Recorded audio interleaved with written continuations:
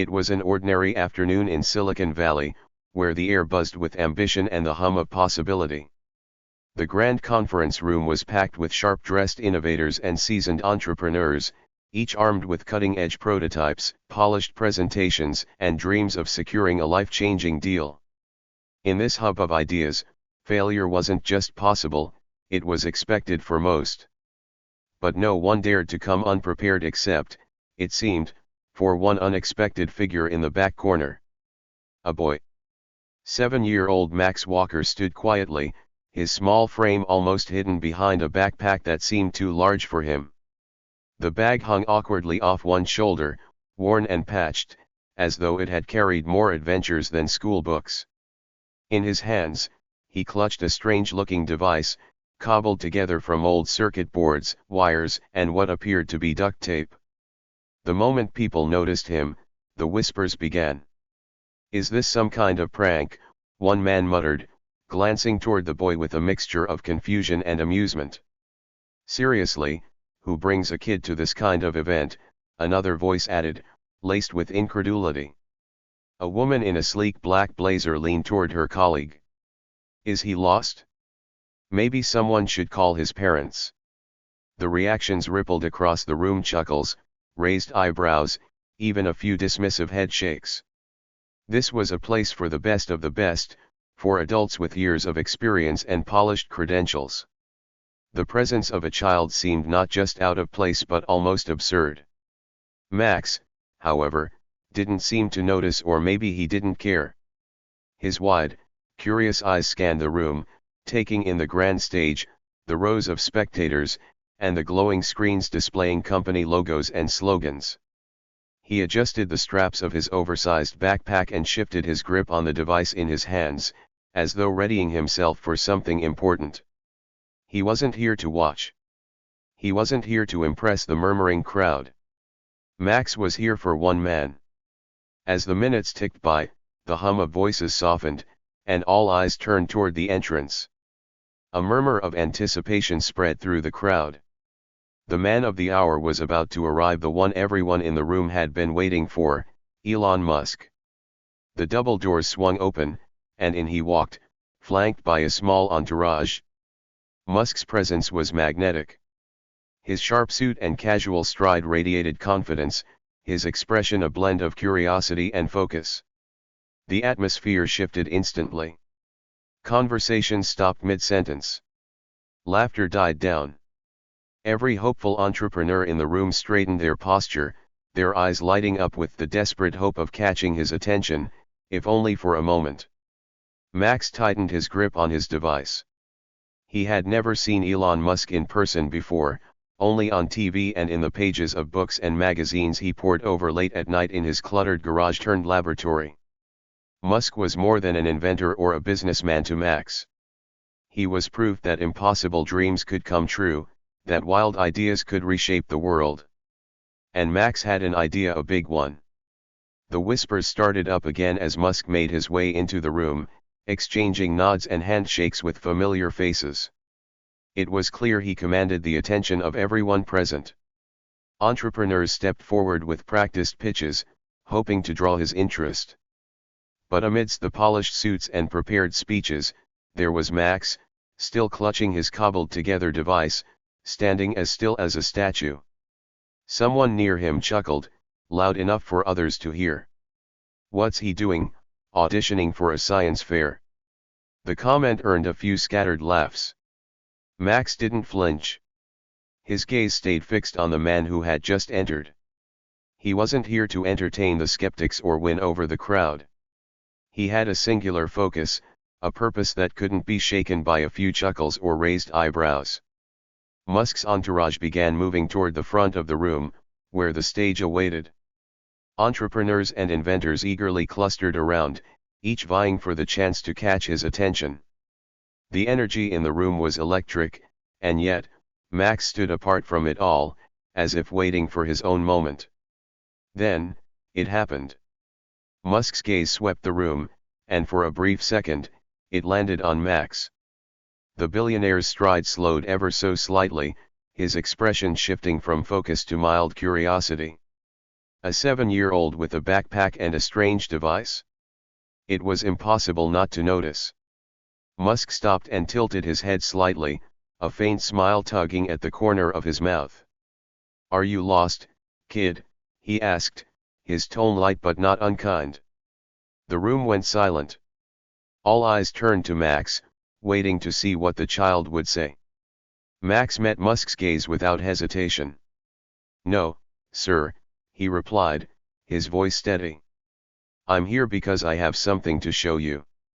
The room erupted in low murmurs again. Some were amused, others bewildered. A few people rolled their eyes, dismissing the interaction entirely. Musk raised an eyebrow, clearly intrigued despite himself. "Something to show me, huh?" Max nodded. "Yes. It's important."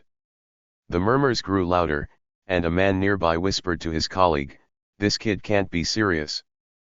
But Max didn't waver. He adjusted the straps of his backpack and held the device in his hands a little higher. "It's not a toy," he said, his voice calm but firm. "It's an invention. And it can change the world." The words hung in the air, bold and unexpected. For a moment, the room seemed to hold its breath. And then, Musk smiled, just a small, curious smile. He glanced at the people around him, many of whom looked skeptical or outright amused. Then he looked back at Max. "Well," Musk said, stepping a little closer, "you've got my attention." In that instant, the whispers stopped. The laughter faded. All eyes were on Max now, the boy who stood in a room full of doubters and didn't blink. He wasn't here to fit in. He was here to be heard.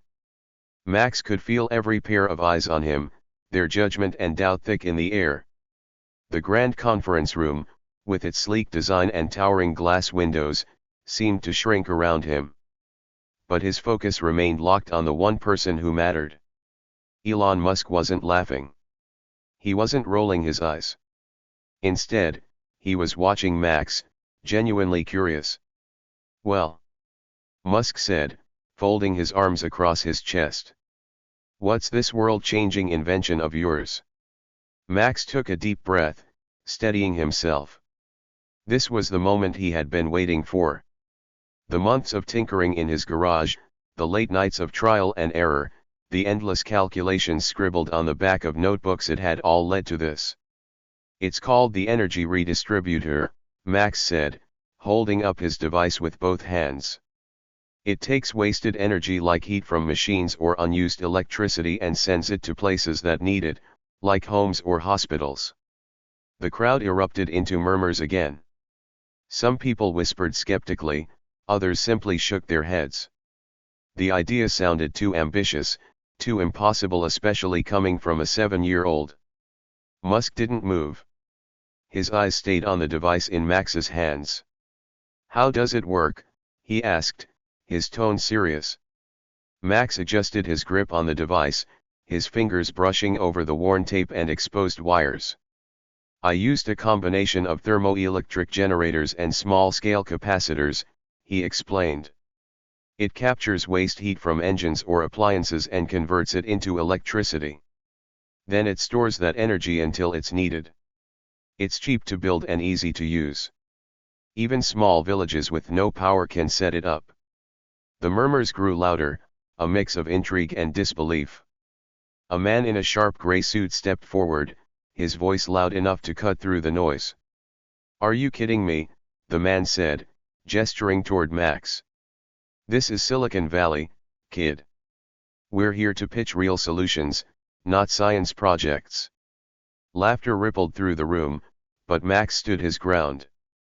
He didn't even glance at the man. His eyes stayed on Musk. "It's not a science project," Max said firmly. "It's real. And it works." Musk's smile widened slightly, the kind of smile that hinted at both amusement and respect. "You've tested it?" he asked. Max nodded. "I've powered 3 houses in my neighborhood with it. My neighbor, Mrs. Green, her heater broke last winter. I hooked up the redistributor to her stove and powered her whole house for a week. The laughter stopped. Now, the room was quiet again, but this time the silence felt different. People were leaning forward in their chairs, straining to hear. The air buzzed with something new, curiosity. Musk's eyes narrowed slightly, his mind clearly racing. How much does it cost to build? Max hesitated for a moment, then squared his shoulders. $20. A collective gasp swept through the room. $20. The figure seemed absurdly low for a device that could potentially solve one of the world's biggest problems. The man in the gray suit wasn't convinced. He stepped forward again, his expression skeptical. $20. That's impossible. The components alone. They're recycled, Max interrupted, his voice rising slightly for the first time. Most of the parts come from broken appliances. I find them at junkyards or in donation bins. The only new components are the capacitors, and those are cheap if you buy them in bulk. The man opened his mouth to argue but stopped, his words faltering under the weight of Max's explanation. Musk took a step closer, his interest clearly piqued. You built this yourself? Yes, Max said simply. No help from anyone? Max hesitated, then shook his head. My dad helped a little, he admitted, his voice softening. Before he passed away. He was an engineer. He taught me about circuits and power grids. The room fell silent again, the weight of Max's words settling over the crowd. Musk's expression softened for just a moment, a flicker of understanding crossing his face. Then he straightened, nodding toward the device in Max's hands. Can you show me how it works? Max's heart raced. This was it, the moment he had been waiting for. He placed the energy redistributor on a nearby table and carefully plugged it into an outlet. The small screen on the device lit up, displaying a series of numbers and graphs. Max reached into his backpack and pulled out a portable heater, the kind people use to warm up small rooms. This heater wastes a lot of energy as heat, Max explained, plugging it into the device. The graphs on the screen spiked, showing the heat being captured and converted into electricity. Max then unplugged the heater and connected a small LED lamp. The lamp flickered on, shining brightly. It takes the wasted energy from the heater and powers the lamp, Max said, his voice steady despite the excitement bubbling inside him. And it works with bigger appliances too. Fridges, ovens, even cars. The room was dead silent. For a long moment, no one spoke. Then Musk stepped forward, his gaze locked on the device. He picked it up carefully, turning it over in his hands as though examining every detail. You made this, Musk said, his voice low but firm. Max nodded. For the first time, Musk looked directly at the crowd. This kid, he said, his voice loud and clear, just did what entire research teams couldn't figure out. The room erupted not with laughter, but with applause. Entrepreneurs and investors who had doubted Max minutes ago were now clapping, some even cheering. The man in the gray suit stood frozen, his face a mix of disbelief and begrudging respect. Musk handed the device back to Max, a rare grin spreading across his face. What's your name, kid? Max, he said, barely able to keep the smile off his own face. Well, Max, Musk said, his tone turning serious, I think you and I need to talk. The applause grew louder, and for the first time that day, Max allowed himself to smile. He had done it. He had been heard. And this was just the beginning. Max Walker had always lived in the shadow of doubt. At school, his teachers would sigh whenever they caught him sketching blueprints on the back of his math worksheets. Max, they'd say, their voices tinged with frustration, focus on your studies.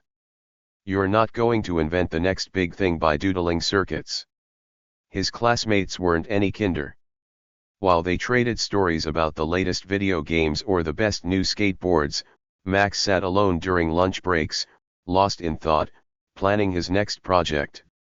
The kids called him Professor Weird or Garage Boy, teasing him for spending his free time surrounded by wires and broken appliances. At home, things weren't much better. His mother worried constantly.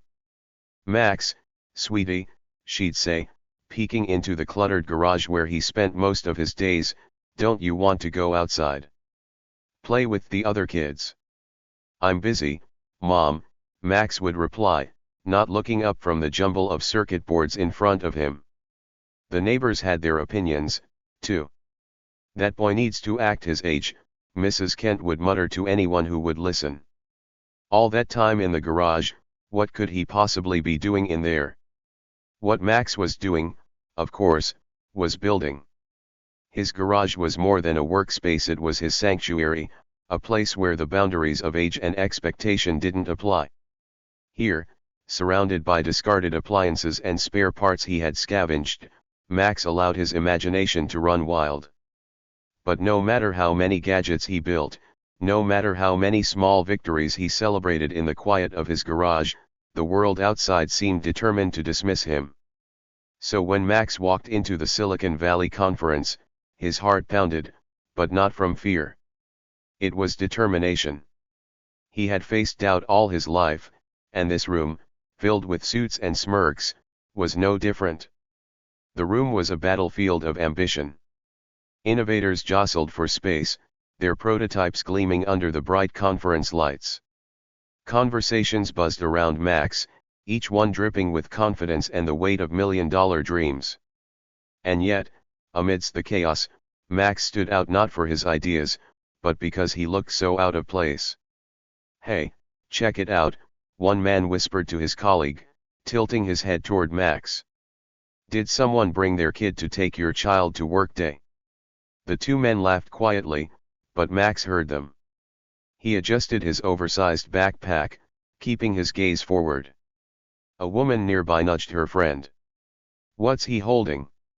"Is that duct tape?" More laughter followed, but Max ignored it. He was used to this. The double doors at the far end of the room opened, and the atmosphere shifted instantly. Elon Musk entered, flanked by his team. His presence was magnetic, his every step exuding confidence and purpose. Conversations halted mid-sentence. Heads turned. Even the most seasoned entrepreneurs straightened their posture, their eyes shining with the hope of catching his attention. Max froze for a moment, his pulse quickening. He had dreamed of this moment countless times, rehearsing every word he would say. But now that Musk was here, larger than life, the weight of it all threatened to crush him. No. He couldn't hesitate now. He tightened his grip on the small device in his hands, his knuckles turning white. Musk's gaze swept across the room, taking in the crowd of hopefuls. When his eyes landed on Max, they lingered. The murmurs around Max grew louder. People exchanged glances, some amused, others puzzled. What was this kid doing here?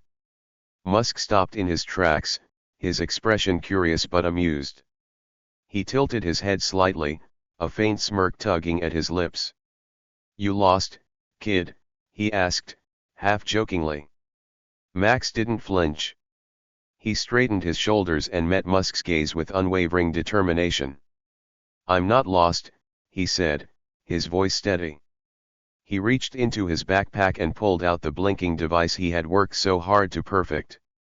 Holding it up for Musk to see, he added, "I'm here to change the future." The room fell silent. Every pair of eyes turned to Max, their skepticism now tinged with curiosity. The silence was almost deafening, broken only by the faint hum of the room's ventilation system. Musk's smirk faded, replaced by a more serious expression. He took a step closer, his sharp eyes narrowing slightly as he examined the boy and the device in his hands. "What's that?" he asked, nodding toward the blinking contraption. "It's called the energy redistributor," Max said, holding it up higher for emphasis. His voice was clear, every word carrying the weight of his conviction. "It collects wasted energy and sends it where it's needed most. Homes, hospitals, anywhere. A man near the front chuckled, his laughter breaking the tension. Wasted energy, huh? Sounds like a science fair project. More laughter followed, rippling through the crowd. But Musk didn't laugh. His gaze remained fixed on Max, his expression unreadable. Does it work? Musk asked, his tone neutral but firm. Yes, Max said without hesitation. I've already tested it. The chuckles died down, replaced by murmurs of disbelief. People leaned toward each other, whispering questions they didn't dare ask aloud. Tested it? How could a kid possibly build something functional, let alone groundbreaking? Tested it how? Musk pressed. Max hesitated for a split second, not because he didn't have an answer, but because he could feel the weight of everyone's judgment pressing down on him. Then he spoke. I powered my neighbor's house for a week last winter when her heater broke, he said, his voice steady but quieter. It worked. The murmurs grew louder, the disbelief in the room almost tangible. A woman near the back crossed her arms, her expression skeptical. And you built this, by yourself? Max nodded. A man in a tailored suit stepped forward, his voice dripping with sarcasm. Let me get this straight. You're telling us you built a device that collects wasted energy and redistributes it for $20? Yes, Max said simply. The man laughed, shaking his head. This is Silicon Valley, kid. Do you have any idea how many startups have spent millions trying to solve that problem? Max didn't respond. He didn't need to. He kept his eyes on Musk, waiting for the only opinion that mattered. Musk was silent for a long moment, his eyes fixed on the blinking device in Max's hands. The weight of his attention was almost unbearable, but Max didn't falter. Finally, Musk spoke. Let me see it. The room buzzed with whispers again as Max stepped forward, handing the device to Musk with careful hands. Musk examined it closely, turning it over, his expression thoughtful. This is duct tape, Musk said, a faint smile returning to his lips. Max smiled too, just a little. It's what I had. The smile lingered on Musk's face for a moment before fading. Show me how it works, he said, his tone serious again. Max's heart raced. He took the device back and quickly found an outlet nearby. The murmurs in the room grew louder as people craned their necks to see what would happen next. As Max plugged in the energy redistributor, the small screen on the device lit up, displaying numbers and graphs. The blinking light steadied into a rhythmic pulse, indicating the system was active. Max reached into his backpack and pulled out a small heater. Plugging it into the device, he explained, this heater wastes a lot of energy as heat. The redistributor collects that wasted energy and converts it into usable electricity. He unplugged the heater and connected a small lamp. The lamp flickered to life, its glow bright and steady. The room fell silent again. Musk stepped closer, studying the lamp, the device, and Max in quick succession. Finally, he looked up. This, Musk said, his voice firm and deliberate, isn't just impressive. It's revolutionary. The tension in the room broke like a dam. The skeptics who had been laughing minutes ago were now whispering in astonishment. The man in the tailored suit looked stunned, his earlier confidence replaced with disbelief. Max allowed himself a small smile. He had faced doubt his entire life, but now, for the first time, he felt something different in the air, respect. The room remained silent, except for the faint hum of the device in Max's hands. He could feel every eye on him, the weight of their skepticism finally giving way to curiosity and something more. Elon Musk leaned closer, his intense gaze locked on the energy redistributor. He reached out and gently ran his fingers along the edges of the contraption. The device was rough, clearly homemade, but its simplicity only made it more impressive. This isn't polished, Musk said, his tone thoughtful. But that's what makes it brilliant. It's raw innovation. Max looked up at Musk, his chest tightening with a mixture of pride and relief. He had dreamed of hearing words like that, but to hear them from someone like Elon Musk? It felt surreal. "Thank you," Max said quietly. The murmurs began to rise again, though they were different now. No one was laughing. Instead, the room buzzed with the sound of shifting opinions, of minds recalibrating as they tried to process what they had just witnessed. One voice cut through the noise. "This can't be real," said a tall man in a sleek black suit. His name tag identified him as Greg Enders, a venture capitalist known for his sharp tongue and sharper dismissals. "I mean, come on. A kid comes in here with a device made from junkyard scraps and duct tape, and we're supposed to believe it works." Greg's words hung in the air, a challenge directed at both Max and Musk. Musk straightened, his expression unreadable as he turned to Greg. "You just saw it work," he said, his tone calm but edged with authority. Greg didn't back down. "Devices like this need rigorous testing, real-world application, scalability. This isn't something you can trust based on a single demonstration." Max stepped forward, his small frame dwarfed by the imposing figures around him. But his voice was steady. "It's been tested," he said, meeting Greg's gaze. "I've used it to power 3 houses in my neighborhood. It works in real-world conditions, not just in a garage." Greg raised an eyebrow, his skepticism unyielding. 3 houses? And we're supposed to believe that's proof of scalability? Musk held up a hand, silencing Greg. "Max," he said, his voice steady and encouraging, "how did you handle the energy distribution for 3 houses? Did you run into any challenges?" Max nodded, his face lighting up with the enthusiasm of someone who loved solving problems.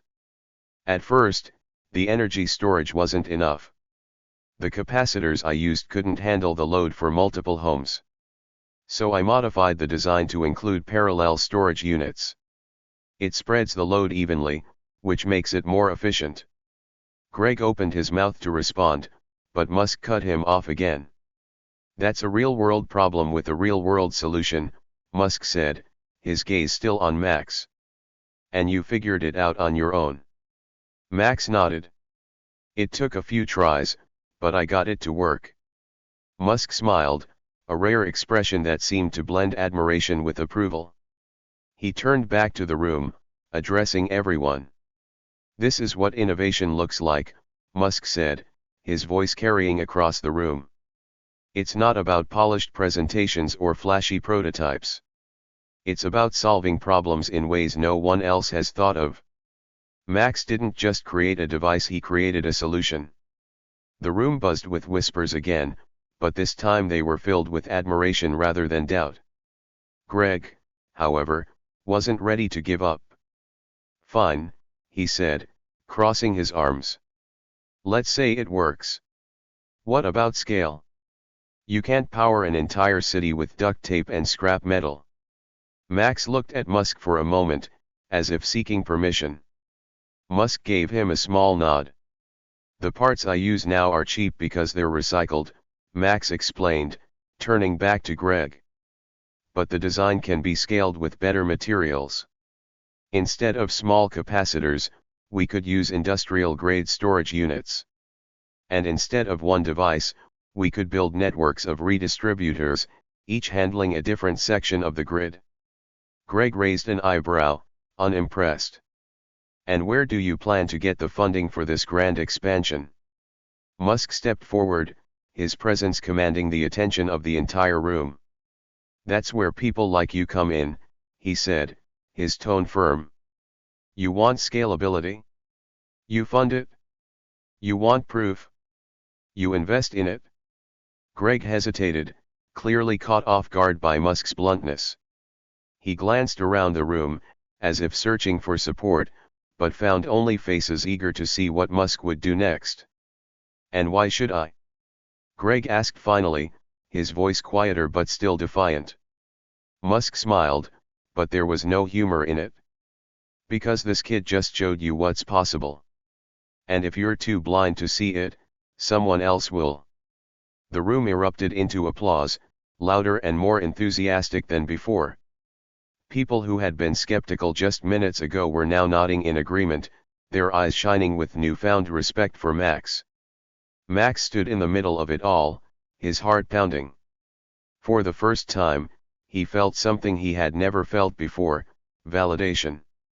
Musk turned back to Max, his expression softening. "Max," he said, "I think it's time we talked about how to take this to the next level." The applause grew louder, and Max felt his confidence soar. For years, he had been dismissed and underestimated. But now, in the heart of Silicon Valley, surrounded by some of the brightest minds in the world, he was finally being seen for what he was, an innovator. And this was only the beginning. The laughter in the room echoed, a mixture of disbelief and mockery, as Max stood resolute, his hands steady on his device. For a moment, it seemed like the weight of their skepticism might crush him. But instead of flinching, he moved with purpose. "This," Max said, his voice firm and clear, "is an energy redistribution unit.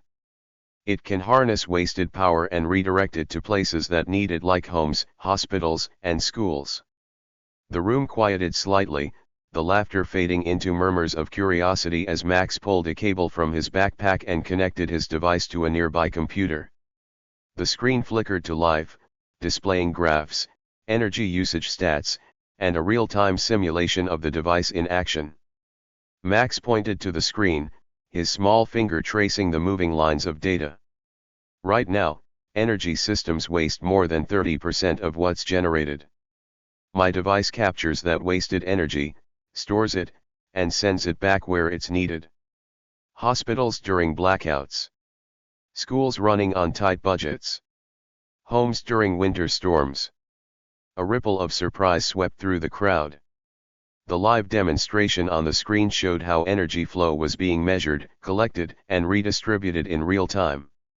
"And it's affordable," Max continued, his voice growing stronger. "It only costs $20 to build." The room fell silent. Faces that had been filled with skepticism were now furrowed in thought. The simplicity of Max's claim seemed absurd, and yet, the data was right there, undeniable. Then, cutting through the quiet, came a sharp voice. "That's impossible," said a tall man in a tailored suit. His face was stern, his tone dripping with disdain. He stepped forward, the crowd parting to let him through. "You're just a kid. What do you know about energy grids?" The man's name tag read Dr. Henry Cross, Chief Energy Strategist. His reputation preceded him as one of the sharpest minds in renewable energy, but also one of the harshest critics of unproven ideas. Max turned to him, calm and composed. "I know enough to see what's broken," Max replied, meeting Dr. Cross's glare with unwavering confidence. Dr. Cross folded his arms. "Harnessing wasted energy isn't new. Many have tried. None have succeeded. What makes you think this toy of yours is different?" Max didn't answer immediately. Instead, he glanced toward Elon Musk, whose expression was one of quiet interest. Max then turned back to the crowd. "Will you listen?" he asked simply. The question wasn't directed at Dr. Cross alone. It was a challenge to everyone in the room. A challenge to set aside their assumptions and give him a chance. Musk was the first to respond. "I'm listening," he said, his voice carrying a calm authority that silenced the murmurs. Encouraged, Max began to explain further. "Most energy redistribution systems fail because they're too complex or too expensive to scale. They rely on costly materials and advanced infrastructure that most places don't have. My design works because it's simple." He pointed to his device. "This isn't about reinventing the wheel. It's about using what we already have more efficiently. The capacitors store energy that would otherwise be wasted as heat. The redistribution system uses basic algorithms to prioritize where that energy goes first, critical systems like hospitals or community shelters. Dr. Cross scoffed. Algorithms. And you wrote these algorithms yourself? Max nodded. I used open source coding frameworks and modified them for energy management. Cross raised an eyebrow, clearly unimpressed. Open source? So this is just cobbled together code and duct tape. Hardly groundbreaking. Max's jaw tightened, but he didn't back down. Instead, he turned back to the computer, pulling up a series of tests he had run. The graphs showed energy usage patterns in real-world scenarios, along with the efficiency gains achieved by his device. I ran these tests in my neighborhood, Max said. 3 houses. 1 week. They all saw a 50% drop in energy waste. One of those houses was running on a backup generator, and this device kept it going during a snowstorm. The murmurs in the room grew louder. People leaned closer to their screens or whispered to one another, debating what they were seeing. Elon Musk stepped forward, breaking the tension. Dr. Cross, he said, addressing the critic directly, you're right that many have tried and failed to solve this problem. But look at the data. It's hard to argue with results. Dr. Cross hesitated, clearly torn between his instinct to dismiss the boy and the undeniable evidence on the screen. Finally, he spoke. Fine. Let's say the device works in small-scale tests. That's a long way from proving it can handle the demands of an entire grid. Max didn't miss a beat. I know, he admitted. That's why I need help. I've taken this as far as I can on my own. With the right resources, we can make it scalable. Industrial capacitors instead of recycled ones. Cloud-based systems to manage distribution across multiple grids. It's possible, I just need someone to believe in it. For the first time, Dr. Cross seemed to pause. His sharp demeanor softened slightly, though he remained skeptical. Belief isn't enough, he said. You need proof. Musk smiled. That's why we test, he said simply. The energy in the room shifted. What had started as an exercise in mockery was now transforming into genuine interest. Entrepreneurs and investors whispered amongst themselves, their earlier doubts giving way to curiosity. Then a voice spoke up from the back of the room. Max, how did you even come up with this? Max turned toward the speaker, a young woman holding a notepad, her face kind but inquisitive. My mom, Max said after a pause. Last winter, our heater broke, and she couldn't afford to fix it. I built the first version of this device to power a space heater for her. A collective gasp swept through the room. Max's voice softened, but his determination remained strong. She's the reason I started this. But she's not the only one who struggles. There are thousands of families like mine, people who can't afford to waste energy because they barely have enough to begin with. This isn't just an invention. It's a solution for people who need it most. The room fell silent again, but this time it wasn't disbelief. It was something deeper, respect. Dr. Cross looked at Max for a long moment before finally nodding. You've got guts, kid. I'll give you that. Musk clapped Max on the shoulder, his expression one of pride. And a vision, Musk added. The crowd erupted into applause, louder and more genuine than before. For the first time in his life, Max didn't feel like the kid everyone underestimated. He felt like an inventor, a problem solver, someone who could make a difference. But Max knew this was only the beginning. The real work was just about to start. The applause continued to ripple through the room, and though Max stood small in stature, he now loomed large in their minds. His invention, once ridiculed, had sparked something powerful, hope mixed with awe. But even as the excitement grew, Max knew the battle was far from over. The murmurs of support were interrupted by a sharp knock of a cane against the floor. An older man with silver hair and a weathered face stepped forward. His nameplate read Howard Griggs, energy sector consultant. His reputation preceded him as one of the harshest critics in the industry. This all sounds very inspiring, Griggs began, his voice gravelly and deliberate. But let's not confuse dreams with reality. I've seen 1,000 so-called revolutionary ideas crash and burn because their creators underestimated the complexity of scaling. Max turned to face him, feeling the weight of the man's experience. I know scaling isn't easy, Max said evenly. But that's why I'm here to learn from people like you. Griggs raised an eyebrow, clearly surprised by the boy's composure. Learning is fine, but let's talk practicality. You've tested this on 3 houses, and that's impressive. But how does it handle industrial loads? Or variable weather conditions? Can it adjust dynamically to prevent overloads? Max hesitated. These were questions he had considered but hadn't fully tested yet. The current version wasn't built for industrial loads, he admitted, his voice steady despite the pressure. But I've designed a prototype that includes adaptive load balancing. It can redistribute power based on real-time demand. Griggs leaned on his cane, scrutinizing Max. You've designed it, but have you built it? Max shook his head. Not yet.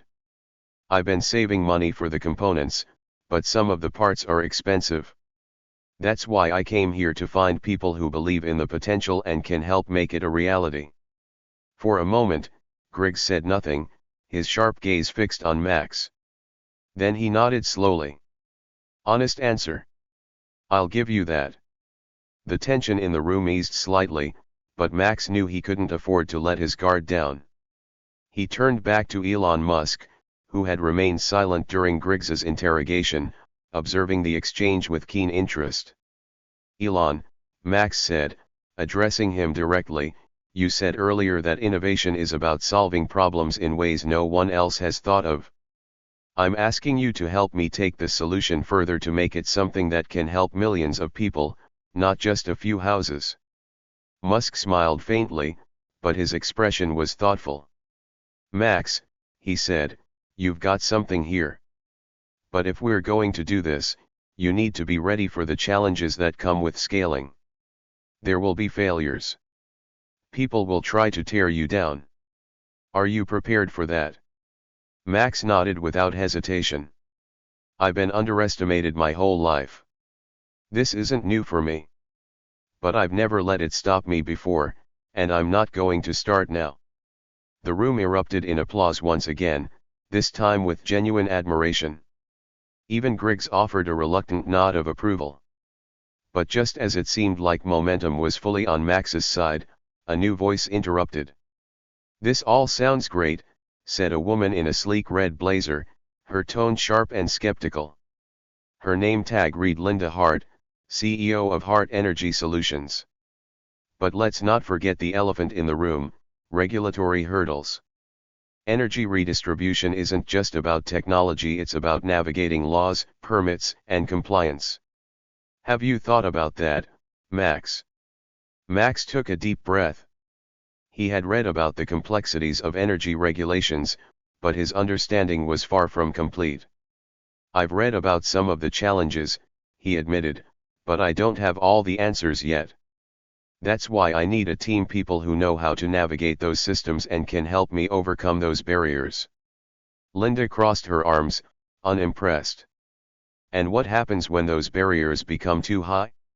When government agencies block your progress or competitors try to crush you with lawsuits. Before Max could respond, Musk stepped in. Linda, he said, his tone calm but firm, every groundbreaking innovation has faced those challenges. The electric car industry was told it couldn't succeed because of regulations and infrastructure gaps. We didn't let that stop us, we built the infrastructure ourselves. Max's invention isn't just an idea, it's a solution. And solutions find a way to thrive, no matter the obstacles. Linda opened her mouth to argue but seemed to think better of it. She nodded curtly and stepped back, her skepticism softened but not entirely erased. Musk turned back to Max. You're going to face a lot of Lindas and Griggses along the way, he said, his voice steady. But if you stay focused on the mission, you'll find the right allies. Max felt a surge of determination. "I'm ready," he said simply. Musk smiled. "Good. Because we're going to need a bigger prototype and a bigger stage to test it." The room buzzed with excitement as Musk began outlining a plan. They would create a larger-scale version of Max's device, capable of powering a small community. The test site would be a rural area with limited access to reliable energy, proving the device's real-world impact. Investors began stepping forward, offering funding and resources. Engineers volunteered to help refine the design. Even skeptics like Griggs and Linda expressed cautious interest in seeing the results. Max stood at the center of it all, overwhelmed but exhilarated. For the first time, he wasn't just a kid with a crazy idea, he was part of something bigger. As the meeting wrapped up, Musk pulled Max aside. "This is your chance," he said, his tone serious. "But remember, this is just the beginning. The real work starts now." Max nodded, his eyes shining with determination. "I won't let you down." Musk smiled. "I don't think you will." As Max left the room, clutching his device, he felt a mix of emotions: excitement, fear, and an overwhelming sense of purpose. He had come here hoping for a chance, and he was leaving with the start of something much bigger than he had ever imagined. But deep down, Max knew this wasn't just about proving the doubters wrong. It was about making a difference, one redistributor, one neighborhood, one world at a time. The room grew tense as Max pulled out the letter, its edges frayed from being handled countless times. His small hands trembled slightly as he unfolded it. The audience, once filled with skeptical murmurs and sarcastic smirks, now sat in complete silence, every eye locked on the boy standing in the spotlight. "My dad wasn't just an engineer," Max began, his voice steady despite the emotion brimming beneath. "He was a dreamer, like me. He believed in solving problems, not just for profit, but to make people's lives better. He used to tell me, 'Max, the biggest ideas don't start in boardrooms. They start in garages, in kitchens, and in the hearts of people who refuse to give up.'" He glanced at the letter in his hands before continuing. "Before he passed away, he worked on ideas to improve energy systems, but no one would listen. He sent this letter to you, Mr. Musk, hoping you'd see the value in his work. He told me that if anyone in the world understood the power of unconventional thinking, it would be you." Elon Musk leaned forward, his usual composed demeanor replaced by a flicker of intrigue. He extended a hand, and Max hesitated for just a moment before handing over the letter. The creased paper unfolded with a soft rustle. Musk's eyes scanned the handwritten words, his expression gradually shifting from curiosity to something deeper, something reverent. The room, sensing the gravity of the moment, held its collective breath. Max continued, his voice gaining strength. "He couldn't finish his work, but he taught me everything he knew. He told me never to let anyone tell me I was too young or too small to make a difference.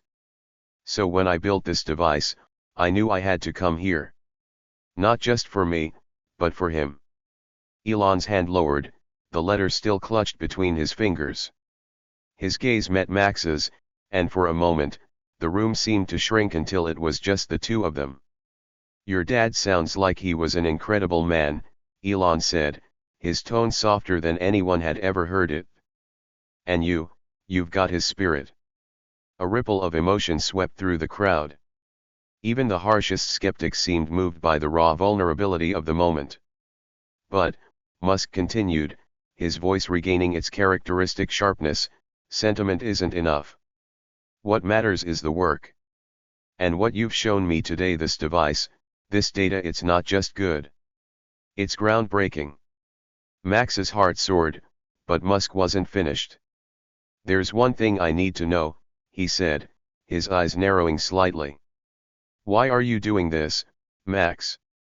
What drives you to solve a problem most adults would walk away from?" Max hesitated, his mind racing through all the moments that had brought him here. The freezing nights when their heater failed. His mother's tired smile as she juggled multiple jobs. The hours he'd spent in their cluttered garage, surrounded by wires and circuit boards, dreaming of a better way. "I'm doing this because no one else is," Max said finally. "Because there are too many families like mine, families who can't afford to waste energy or money. I'm doing this because if we don't fix these problems, who will?" The room erupted into applause, louder and more fervent than before. But Max didn't bask in it. His eyes stayed fixed on Musk, waiting for his response. Elon nodded slowly, the corners of his mouth lifting into a faint smile. "All right, Max. Let's build it." The crowd's cheers swelled, but they were quickly silenced by a commanding voice. "Not so fast," said Howard Griggs, the older energy consultant who had challenged Max earlier.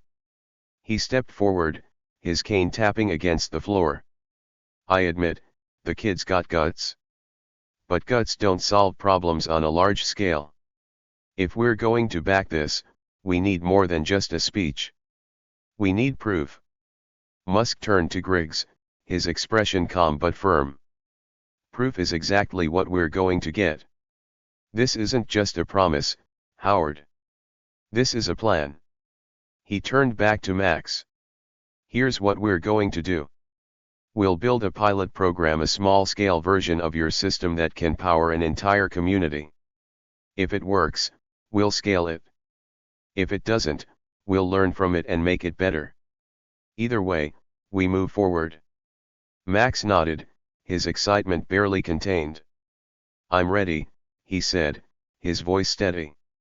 Over the next few weeks, the project moved at lightning speed. Musk assembled a team of engineers, scientists, and energy experts to refine Max's design. Every step of the process was grueling, testing and retesting, building and rebuilding. Max worked alongside them, often late into the night. Though he was just a kid, his insights were invaluable. His deep understanding of his own invention and his willingness to learn from the experts around him made him a vital part of the team. Finally, after months of work, the prototype was ready. The test site was a small, struggling community in the Midwest, one that had faced frequent power outages and unreliable energy access. On the day of the launch, Max stood before a crowd of community members, engineers, and media. He felt the weight of their expectations, but he also felt something else, hope. As the system powered on, the screens lit up with real-time data.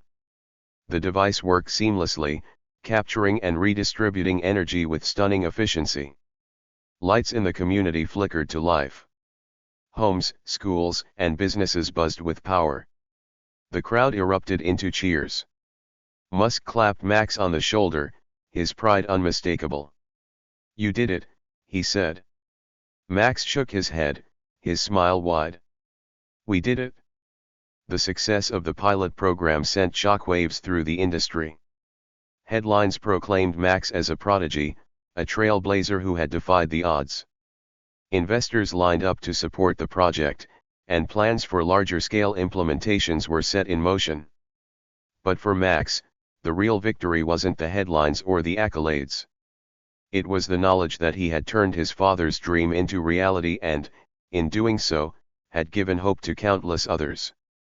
As the crowd dispersed that day, Max stood alone for a moment, looking out at the glowing lights of the community he had helped transform.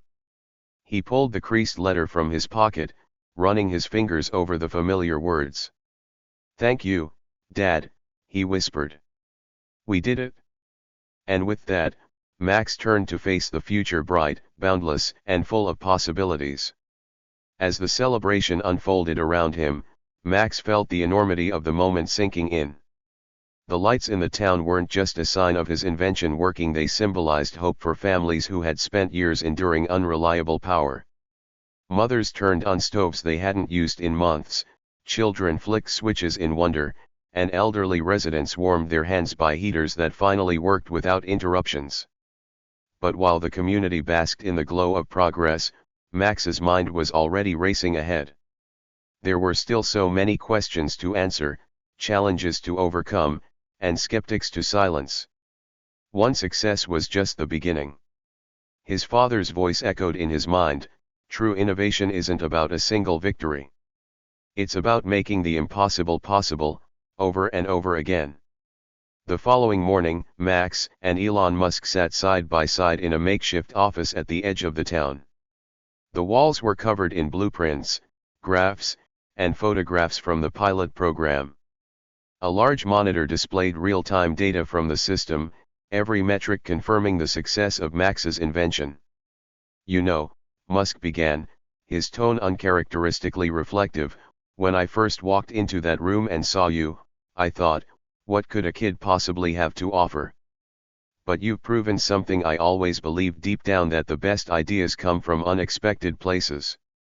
Max smiled faintly but didn't say anything. He knew there was more to come. "But now comes the hard part," Musk continued. "Scaling this isn't just about building bigger devices. It's about navigating politics, dealing with competitors who'll do anything to stop us, and ensuring this technology is affordable for the people who need it most." Max nodded, his young face serious. "I'm ready," he said simply. Musk chuckled. "You keep saying that, and so far, you've been right. Let's hope your streak continues." As the weeks rolled on, the project faced its first major hurdle. News of the pilot program's success spread rapidly, catching the attention of not only potential allies but also powerful adversaries. Major energy companies, threatened by the prospect of losing their monopolies, began to push back. First came the smear campaigns. Articles appeared in major publications questioning the validity of Max's invention. Headlines screamed phrases like child prodigy or elaborate hoax, and too good to be true, the device that defies physics. Television pundits debated the feasibility of the project, with some dismissing Max as a well-meaning but naive child. Max, sitting in the office with Elon and the team, watched the coverage in silence. The words stung, but they also fueled his determination. "They're scared," Elon said, breaking the silence. "And when people are scared, they attack. This isn't about you, Max, it's about what you represent. Disruption." Max turned to him, his eyes filled with resolve. "Then let's disrupt harder." The next phase of the project involved creating a network of redistributors capable of powering a mid-sized city. The team worked tirelessly, but obstacles kept piling up. Permits were delayed, critical shipments of materials were mysteriously rerouted, and anonymous threats were sent to their offices. It was clear that someone or several someones wanted them to fail. One evening, as the team gathered to brainstorm solutions, Howard Griggs appeared unannounced. The room fell silent as the older man limped in, his cane tapping against the floor. Despite his initial skepticism, Griggs had stayed involved in the project, offering invaluable advice on energy infrastructure. But tonight, his face was clouded with concern. "We've got a problem," he announced, placing a folder on the table. Inside were legal documents from a major energy corporation, alleging that Max's device infringed on their patents. "This is nonsense!" Max exclaimed, his fists clenching. "My dad and I designed this from scratch. They're just trying to scare us." Griggs nodded grimly. "Maybe so. But lawsuits like this can drag on for years, and they know it. They're counting on you not having the resources to fight back."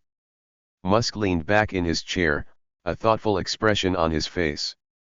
"They want to play dirty? Fine. Let's give them something they can't ignore." Over the next few weeks, the team doubled down on their efforts, not just to counter the lawsuit but to prove their device's worth on a scale that would render the opposition irrelevant. They organized public demonstrations, invited journalists to witness the technology firsthand, and launched a grassroots campaign to educate communities about the benefits of energy redistribution. Max became the face of the movement. His youth, sincerity, and unwavering belief in the project captured the public's imagination. He appeared on talk shows, spoke at conferences, and even testified before a congressional committee on renewable energy. People keep asking me how a kid came up with this, Max said during one particularly powerful speech. But the truth is, I didn't do it alone. I stood on the shoulders of giants: my dad, my mentors, my team. This isn't just my dream. It's our future. The speech went viral, galvanizing public support and putting immense pressure on policymakers to back the project. Donations poured in from around the world, allowing the team to expand their efforts despite the mounting legal and logistical challenges. Finally, the day arrived for the most ambitious test yet, powering an entire city district with Max's redistributors. The site was chosen carefully: a densely populated urban area that had long struggled with unreliable power and frequent blackouts. As the team prepared for the launch, the stakes couldn't have been higher. If they succeeded, it would be a monumental step forward for clean, affordable energy. If they failed, it could spell the end of the project and Max's dream. The countdown began, each second stretching into an eternity. Max stood at the control panel, his hands steady despite the pressure. Around him, the team watched anxiously, their faces a mix of hope and fear. Finally, Max flipped the switch. For a moment, nothing happened. Then, one by one, the buildings in the district lit up, their windows glowing like beacons in the night. Cheers erupted as the system stabilized, delivering consistent, efficient power across the entire area. Reporters captured the scene, broadcasting it live to millions. Families emerged from their homes, marveling at the lights and appliances that now worked flawlessly. The district, once plagued by darkness, was now a shining example of what was possible. Max stood in the center of it all, overwhelmed by the magnitude of what they had achieved. Elon Musk approached him, placing a hand on his shoulder. "You've done something incredible here," Musk said, his voice filled with genuine admiration. "But this is just the beginning. Are you ready for what comes next?" Max looked out at the illuminated city, his heart swelling with pride and determination. "I've never been more ready," he replied. As the night wore on, one thing became clear: Max's redistributors weren't just a technological breakthrough, they were a beacon of hope for a world hungry for change. And this was only the beginning of his journey. The world watched in amazement as Max's redistributor revolution spread like wildfire. News outlets that once ran skeptical headlines now celebrated the boy wonder. Max's invention wasn't just a technological marvel, it was a symbol of resilience, ingenuity, and the power of believing in one's dreams. But as the accolades poured in, so did the challenges, and justice was yet to be fully served. The lawsuit from the major energy corporation hadn't disappeared. If anything, their efforts to crush Max's innovation grew more aggressive. They doubled down on their claims, accusing him of stealing intellectual property and demanding a halt to all production. Max and his team, undeterred, dove into the fight. With the help of Elon's legal team, they scoured every inch of the redistributor's blueprints, documenting its originality. They uncovered patents that clearly predated the corporation's claims, many of which were derived from ideas Max's father had worked on years ago. During the court hearings, Max insisted on testifying. Dressed in a crisp suit that barely fit his small frame, he stood before a room full of lawyers, judges, and spectators. His voice, steady but firm, resonated with everyone present. "I didn't create this device to get rich," Max said, gripping the podium. "I built it because people like my mom and me were tired of struggling. This isn't about profits. It's about making the world better. And I won't let anyone stop that." The courtroom fell silent. Even the opposing lawyers seemed momentarily stunned by the conviction in his words. In the end, the evidence was undeniable. The judge ruled in favor of Max, declaring the corporation's claims baseless. Not only did they lose the case, but they were also ordered to pay a hefty fine for attempting to stifle innovation. As Max and his team walked out of the courthouse, reporters swarmed him with cameras and microphones. "How does it feel to win?" one asked. Max smiled, but his response was characteristically humble. "It's not about winning," he said. "It's about doing what's right." The court victory was a turning point. Public sentiment, already in Max's favor, turned into a groundswell of support. Activists called for stricter regulations against corporate bullying, citing Max's case as a prime example of what needed to change. Meanwhile, the energy corporation faced an onslaught of criticism. Shareholders demanded accountability, executives resigned, and their once dominant grip on the energy market began to crumble. In a dramatic twist, the company's new leadership reached out to Max, seeking to partner with him to rebuild their reputation. Max considered their offer carefully. "I'll work with you," he said finally, "but only if you agree to make renewable energy affordable and accessible for everyone." The company, desperate to repair its image, agreed. Under Max's guidance, they transitioned from being an industry villain to a key player in the renewable energy revolution. With the legal battles behind him, Max's focus shifted back to his invention. The redistributors were deployed worldwide, from bustling cities to remote villages. Each installation brought stories of transformation. A small fishing town that could finally preserve its catch with reliable refrigeration. A hospital in a rural area that no longer had to rely on dangerous generators during surgeries. A school that could provide students with computers and lights, empowering the next generation of innovators. Everywhere Max's technology went, it left a trail of hope. Governments and organizations lined up to collaborate, eager to bring his vision to their regions. Elon Musk, ever the visionary, sat with Max one evening as they reviewed the latest data. "You've changed the game," Musk said, his admiration evident. "But what's next?" Max grinned. "We fix more problems." Though most doubters had been silenced, a few voices still clung to their cynicism. At a major energy conference, Max was invited to speak. Among the audience were some of the industry's harshest critics. "People call me a genius," Max began, pacing the stage. "But I'm not.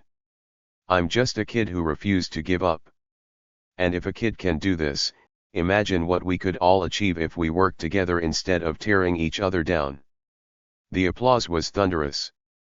Even the critics couldn't deny the impact of his words. Amidst the global acclaim, Max didn't forget where he came from. He returned to his hometown, visiting the garage where it all began. The tools and circuit boards were still there, a testament to countless late nights and endless tinkering. Standing beside him, his mom wiped away tears. "Your dad would be so proud," she said softly. Max nodded, his heart full. "He's the reason I'm here," he replied.